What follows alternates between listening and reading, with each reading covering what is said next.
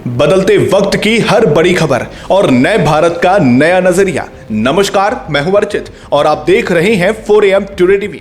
आज हम सिर्फ खबर नहीं दिखाएंगे, बल्कि उस खबर के पीछे छिपे असली सच और उसके असर से आपको रूबरू करवाएंगे। इस वक्त एक ऐसी खबर सुर्खियों में है जिसने सबका ध्यान खींचा। क्या है इस पूरी कहानी की सच्चाई? आइए सीधे मुद्दे पर आते हैं और देखते हैं हमारी ये विशेष रिपोर्ट को।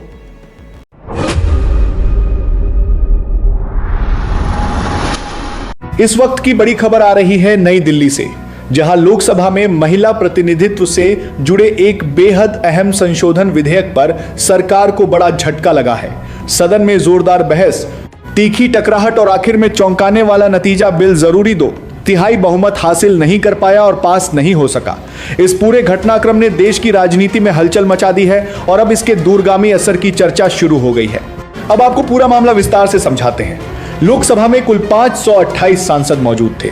इस तरह के संवैधानिक संशोधन को पारित कराने के लिए 352 वोटों की जरूरत थी, लेकिन जब वोटिंग हुई तो सरकार के पक्ष में 298 वोट ही आ सके, जबकि 230 सांसदों ने इसके खिलाफ मतदान किया। यानी करीब 54 वोटों का अंतर रह गया और बिल बहुमत के आंकड़े से पीछे रह गया। यही वजह है कि इसे सरकार के लिए एक बड़ा राजनीतिक झटका माना जा रहा है। अब सवाल यह है कि यह बिल था क्या और इतना विवाद क्यों हुआ?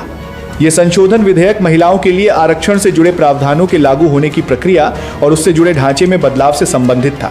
हालांकि महिलाओं के लिए आरक्षण का कानून पहले ही पारित हो, इसके लिए जो संबंधित था हो चुका है, लेकिन उसके क्रियान्वयन को लेकर परिसीमन यानी सीटों के पुनर्निर्धारण और जनगणना जैसे मुद्दे जुड़े हुए हैं। यही वह बिंदु है जहां से विवाद की शुरुआत हुई। कैसे हुआ यह पूरा घटनाक्रम? सरकार ने संसद के विशेष सत्र के दौरान यह बिल पेश किया। शुरुआत में यह माना जा रहा था कि सरकार को समर्थन मिल जाएगा, लेकिन जैसे जैसे बहस आगे बढ़ी, विपक्ष ने कई सवाल उठाने शुरू कर दिए। विपक्ष का कहना था कि इतना बड़ा और संवेदनशील फैसला बिना व्यापक चर्चा और सर्वदलीय सहमति के नहीं लाया जाना चाहिए। कुछ दलों ने यह भी कहा कि इसे परिसीमन से जोड़ने से राजनीतिक संतुलन प्रभावित हो सकता है। अब बात करते हैं इस पूरे मामले की सबसे बड़ी बहस मंशा क्या थी। सत्ता पक्ष का कहना है कि उनका उद्देश्य महिलाओं की भागीदारी बढ़ाना और संसद में उनका प्रतिनिधित्व मजबूत करना है। मान्यवर, 127 सीटें ऐसी है जहां 20 लाख से ज्यादा वोटर। अब इसमें एक व्यक्ति, एक मत और एक मूल्य, इस सिद्धांत का पूर्णतया उल्लंघन होता है। कहीं पर तो 45 लाख मतदाताओं के समूह को एक प्रतिनिधि मिला है और कहीं पर 6 लाख मतदाताओं के समूह को एक प्रतिनिधि मिला है। तो मत का मूल्य जो एक होना चाहिए वो नहीं हुआ है मान्यवर। और मैं विश्वास दिलाता हूं कि डिलिमिटेशन के लिए ये लोग सहयोग कर दे, हमें भरोसा करें और डिलिमिटेशन करने दें तो ये मूल्य एक समान हो जाए। राष्ट्र के विकास में उनकी सहभागिता को हम सुनिश्चित करें। और मैं पक्का मानता हूं कि अगर आज हम मिलकर के निर्णय करते हैं, और मैं तो आग्रह करूंगा कि हमें सर्वसम्मति से इसको आगे बढ़ाना चाहिए। और जब सर्वसम्मति से बढ़ता है तो ट्रेजरी बेंच पर एक दबाव रहता है जी। उनको भी लगता है भाई सबका इसमें हक है, हर एक की बात मान के चलो, कोई नुकसान नहीं है। सामूहिक शक्ति से तो अनेक परिणाम हमें अच्छे मिलते हैं। वहीं विपक्ष का आरोप है कि इस बिल के जरिए सिर्फ महिला आरक्षण ही नहीं, बल्कि लोकसभा का पूरा राजनीतिक नक्शा बदलने की तैयारी भी थी। मौजूदा समय में लोकसभा की 543 सीटें हैं और राजनीतिक चर्चाओं में यह बात सामने आई कि परिसीमन के बाद इन सीटों की संख्या बढ़ाकर करीब 850 तक ले जाने की योजना बन सकती है। विपक्ष को आशंका थी कि इससे राज्यों के बीच राजनीतिक ताकत का संतुलन बदल सकता है और आने वाले चुनावों के समीकरण पूरी तरह बदल सकते हैं। सदस्य इसके पक्ष में हाँ कहें, जो सदस्य विरोध में ना कहें। मेरे विचार में निर्णय हाँ वालों के पक्ष में सावधिक संकल्प स्वीकृत हुआ। अच्छा, नो वाले ये बता दो कि तुम्हारा इस बात पर विरोध किस लिए, बता दो। ये संसद है, विरोध बताओ ना, क्यों विरोध है बताइए। 9 देखें, सदन में आप देश की सबसे सर्वोच्च संस्था के संसद सदस्य हैं, इसलिए हाँ ना आपका अधिकार है, लेकिन कई विषय है जिस पे सर्वसम्मत होती है ना।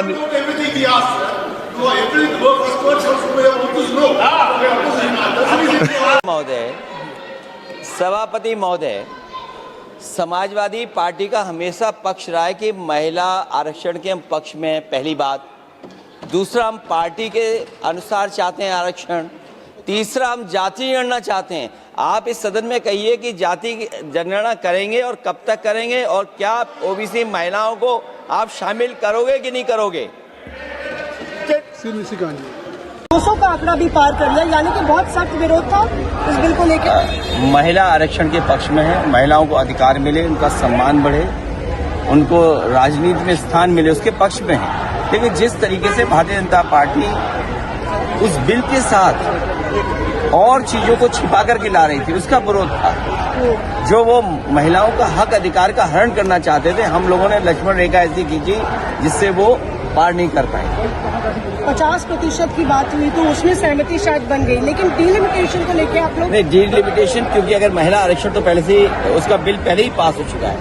आज डिलिमिटेशन किसी साजिश के साथ आप लाना चाहते थे, षड्यंत्र के साथ लाना चाहते थे। आप सेंसस के कौन से आंकड़े रखना चाहते हैं? जब सेंसस चल रहा है, सेंसस पूरा हो जाए, उसके बाद मैं समझता हूँ अगर इस बात को आगे बढ़ाते तो शायद सब पक्ष में होते। क्या ये टर्निंग पॉइंट है आपको लगता है? क्योंकि शायद ही विपक्ष की ऐसी एकजुटता देखी गई है और एक बड़ा कदम था ये सरकार का। सियासत का टर्निंग पॉइंट है क्या?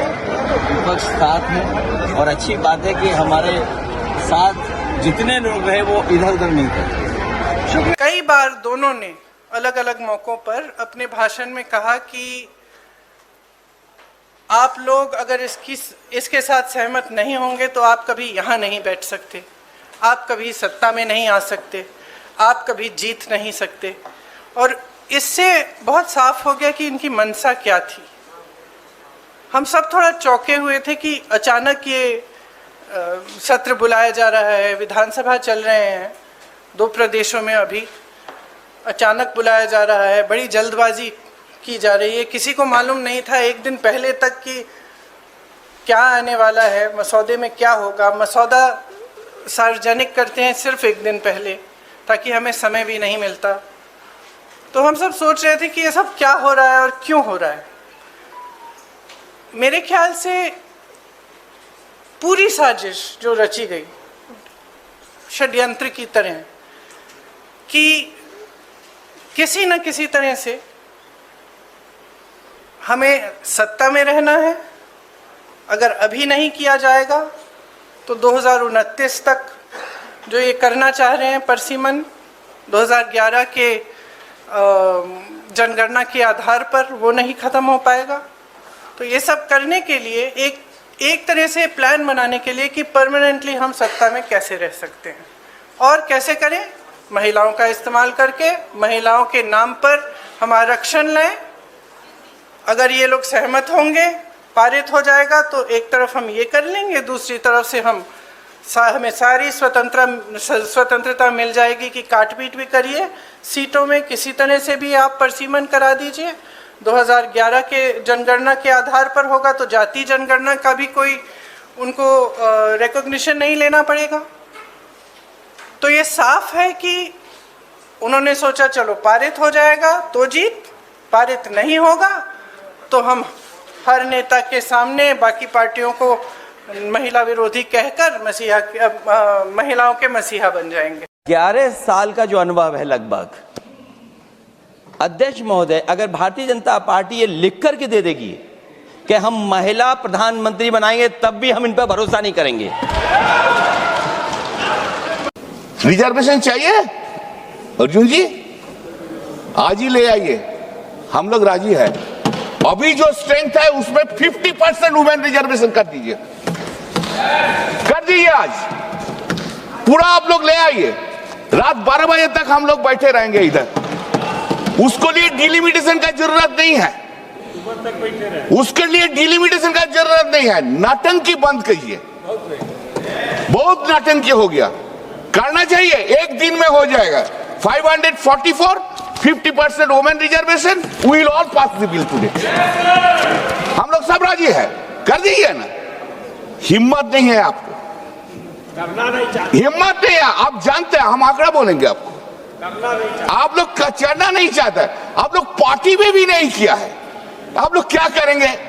आपके यहाँ तो ऐसे ऐसे रेपिस्ट बैठे निशिकांत जी, जिन्होंने पहलवान बेटियों तक को नहीं छोड़ा, और कौन से महिला आरक्षण की आप बात करो? गजब के आदमी को निकालते पार्टी से आप सब देखते। आज एक मिनट लास्ट सभापति, 755 सांसद पर यौन शोषण का आरोप है। 755, 155 सांसद पर चार्जशीट है लगातार। सर, सबसे ज्यादा भारत में यदि किसी पर यौन शोषण का आरोप है, पहला नंबर है नेता। कोई महिला आरक्षण के बिल के खिलाफ कोई नहीं है, कोई पार्टी नहीं है, कोई सांसद नहीं है। ये बात समझना होगा। महिला बिल ये सत्ता पक्ष से पूछे तो पहले ही से पास हो रखा है, और हम लोगों की ये मांग थी कि ओबीसी जो महिलाएं हैं, पुरुषों की जाति जाति हो गया, महिलाओं की जाति जाति नहीं होगी, तो पिछड़ी महिलाएं ओबीसी महिलाओं को क्यों नहीं, ये हमारा सवाल था। लेकिन ये पूर्व में पारित हो गया, हम लोगों की संख्या नहीं थी, वरना हम लोग चाहते थे कि भाई ओबीसी महिलाओं को भी जो है आरक्षण मिले, लेकिन नहीं हो पाया। ये आनन फानन में जब 5 राज्यों का चुनाव चल रहा है, तो ये आनन फानन में इसलिए लाया गया कि डीलिमिटेशन की जो बातें थी, और जो सेंसस जो होना है, लेटेस्ट सेंसस, ये साफ तौर पे इसलिए था, ये लोग जो दे रहे थे 2011 की जनगणना को लेकर के होता, लेकिन हम लोग का है कि भाई जो लेटेस्ट जो 25 की जो जनगणना है उससे होगी, तो जाहिर से तौर पे पिछड़ों की, अति पिछड़ों की, दलितों की जो आबादी है वो बढ़ेगी, तो आरक्षण फिर देना होगा इन लोगों को, जाति जनगणना कराना पड़ेगा। इसलिए ये लोग आनंद फानन में महिलाओं का कवच ला करके अंदर जो हिडन एजेंडा जो आरएसएस भाजपा का है वो लोग ला रहे थे, तो ये बिल तो गिरना तय था। और आप भी जान रही हैं कि भाजपा के लोग इतने बेवकूफ तो है नहीं, वो भी जान रहे थे कि 2/3 मेजोरिटी उनके पास नहीं है, फिर भी लाया गया ताकि ये दिखा सके कि बड़े महिला के हितैषी लोग हैं। ये आरएसएस वाले लोग पैर धुलवाते हैं, ये लोग महिलाओं को, ये मनुस्मृति मानने वाले लोग मनुस्मृति में महिलाओं के लिए क्या जगह है ये जरा पढ़ लीजिए मनुस्मृति में।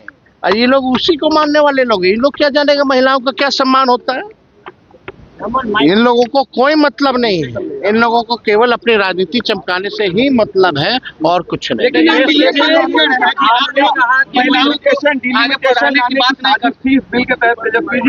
डिलिमिटेशन हुआ ना जम्मू कश्मीर में, असम में, कश्मीर का चुनाव का रिजल्ट जो 6 जगह इन लोगों ने डिलिमिटेशन किया, उबाड़ खबाड़ करके 6 जो है बीजेपी जीती है। तो इनकी साजिश यही थी कि भाई जहां इनका, क्योंकि आप अगर ट्रेंड देखिएगा या डेटा देखिएगा तो आपको पता चल जाता है कि भाई कौन सा सीट किसका मजबूत है, कौन सा बूथ किसका मजबूत है। जो आपका मजबूत होगा काट देगा, 4 जगह 4 भाग में कर देगा। तो ये तो साफ साजिश है। असल में इन लोगों का एजेंडा संविधान को बदलने का है। डिलिमिटेशन के बाद ये लोग चाहते थे कि भाई इनकी मेजॉरिटी 2/3 से ज़्यादा आ जाएगी तो संविधान बदल देंगे। असल एजेंडा इन लोगों का ये है। पहले उसने पहले टोपी उठाई और टोपी में से उसने खरगोश निकाला ऐसे। बच्चे देख, सर सुनिए सर, कनेक्टेड है टोटली। उसने खरगोश निकाला सर, बच्चों को बहुत मजा आया, हम देख रहे थे। उसके बाद सर वो जगलिंग शुरू की सर, वो 6 बॉल थी उसमें बीच में गायब कर दी। बच्चे बिल्कुल हैरान, हम तालियां बजा रहे हैं, हंस हंस के तालियां बजा रहे हैं सर। उसके बाद क्या हुआ सर, वो मेज थी। मैं अति पिछड़े समाज से आता हूं।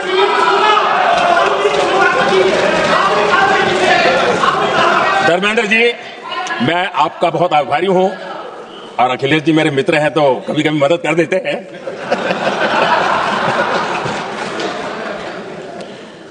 ये बात सही है कि मैं अति पिछड़े समाज से आता हूं, लेकिन मेरा दायित्व समाज के सबको साथ लेके चलने का है और यही मेरे संविधान ने मुझे यही रास्ता दिखाया है। मेरे लिए संविधान ही सर्वोपरि है और इसलिए और ये संविधान की ताकत है कि मेरे जैसा अत्यंत छोटे समाज का, अति पिछड़े समाज के व्यक्ति को इतना बड़ा दायित्व देश ने दिया और इसलिए मैं तो देशवासियों का ऋणी हूं और मैं तो संविधान निर्माताओं का ऋणी हूं कि जिसके कारण आज मैं यहां हूं। लेकिन आदरणीय अध्यक्ष जी, पिछड़ी जाति का स्वीकार कर रहे हैं, लेकिन हम पिछड़ी जाति के साथ अन्याय कर रहे हैं, इतना निवेदन है। आदरणीय अध्यक्ष जी, अब बैठ जाओ, हो गए भाई, तेरा नेता बोल लिया। मान्यवर वेणुगोपाल जी ने 2 शार्प क्वेश्चन पूछे। अरे बैठ जाओ गोगोई साहब, 5 तारीख को काउंटिंग है यार, बैठ जाओ अभी। अरे 4 तारीख को काउंटिंग है, बैठ जाओ। मान्यवर मैं समझ रहा हूं कि ये वोट नहीं देंगे तो महिला आरक्षण का बिल गिर जाएगा, मगर इस देश की महिलाएं देख रही है, उनके रास्ते का रोड़ा कौन है वो देख रहे हैं।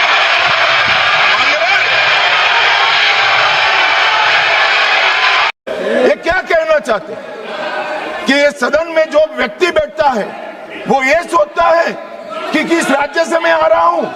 मान्यवर, हम शपथ लेते हैं तो मन से लेते हैं। जो संविधान हाथ में लेकर शपथ लिए हैं वो उत्तर दक्षिण का भेद कराना चाहते हैं, हम नहीं होने देंगे। मान्यवर, जो भी सदस्य यहाँ शपथ लेता है वो भारत को अक्षुण्ण रखने की शपथ रहता है, पूरे भारत के कल्याण की शपथ लेता है। वो अपनी कॉन्स्टिट्यूएंसी, अपना राज्य, अपना धर्म, अपनी जाति की शपथ नहीं लेता है। और ये क्या नैरेटिव फैलाया, और ये मानते हैं कि ये नैरेटिव से हमारी पॉपुलैरिटी हो जाएगी, बाल सफेद हो जाएंगे या नहीं बैठ पाओ, नहीं हो पाए।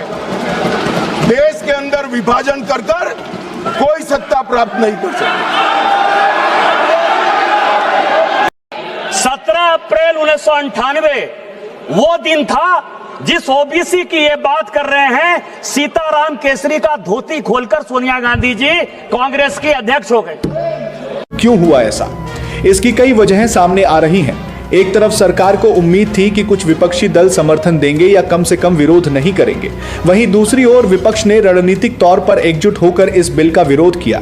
खासकर परिसीमन और प्रक्रिया को लेकर उठे सवालों ने विपक्ष को एक साथ खड़ा कर दिया। नतीजा यह हुआ कि सरकार के पास जरूरी संख्या नहीं जुट पाई। कौन कौन इसमें शामिल रहा? सदन में सत्ता पक्ष के साथ सभी प्रमुख विपक्षी दल मौजूद थे और सभी ने खुलकर अपनी बात रखी। बहस लंबी चली, तर्क और आरोप प्रत्यारोप हुए और अंत में वोटिंग के दौरान तस्वीर साफ हो गई कि विपक्ष एकजुट है। अब ताजा अपडेट की बात करें तो इस बिल के पास न होने के बाद सरकार के सामने आगे की रणनीति को लेकर बड़ा सवाल खड़ा हो गया है। क्या सरकार इस बिल को दोबारा संशोधित रूप में लाएगी? क्या सभी दलों के साथ बातचीत कर कोई सहमति बनाई जाएगी या फिर इसे फिलहाल टाल दिया जाएगा? ये सभी सवाल अभी खुले हुए हैं। इस पूरे घटनाक्रम ने यह भी दिखा दिया है कि संसद में केवल संख्या बल ही नहीं बल्कि भरोसा और सहमति भी उतनी ही जरूरी होती है। और जब मामला संविधान संशोधन जैसा हो तो हर कदम बेहद सोच समझकर उठाना पड़ता है। अब सबसे बड़ा सवाल यही है, क्या यह सिर्फ एक बिल की हार है या इसके पीछे भविष्य की राजनीति की बड़ी तस्वीर छिपी है?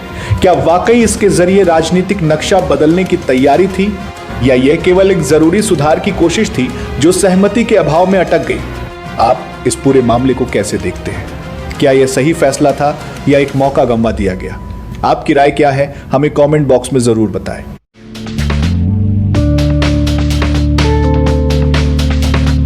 अगर आपको हमारा ये वीडियो पसंद आया हो तो इसे लाइक करें, शेयर करें और हाँ, हमें सब्सक्राइब और फॉलो करना बिल्कुल ना भूलें ताकि आप देश और दुनिया की कोई भी खबर मिस ना करें। तो जुड़े रहिए हमारे साथ और देखते रहिए 4AM टुडे टीवी, खबर भी असर भी। फिर मिलेंगे एक और नई खबर के साथ, तब तक के लिए नमस्कार, जय हिंद, जय भारत।